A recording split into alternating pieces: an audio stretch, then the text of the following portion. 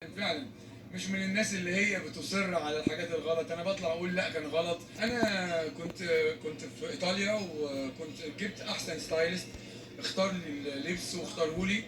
بس الهجوم كان كبير جدا جدا جدا عليا.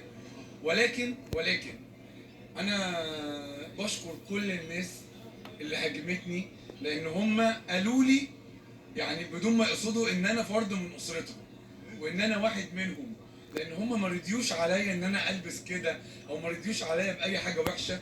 حسيت ان انا جوه كل بيت وجوه كل ومع كل اسره. وفعلا لو في حاجه شبك هخيطها انا على ايدي. لا انا مش هظهر كده تاني. الناس شايفيني في حته تانية، وشايفيني جوه بيوتهم وجوه اسرتهم.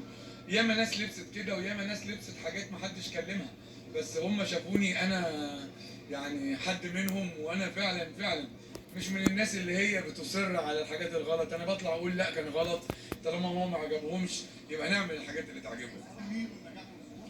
محمد منير مع حفظ الألقاب حاجة كبيرة جدا بالنسبة لنا وحاجة عظيمة، واحنا بنتشرف بيها.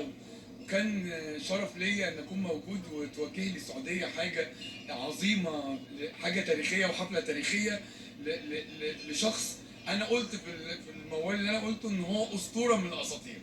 فدي حاجة بالنسبة لي انا كنت سعيد بيها قوي. هانيبال حد مايسترو كبير قوي وعظيم قوي.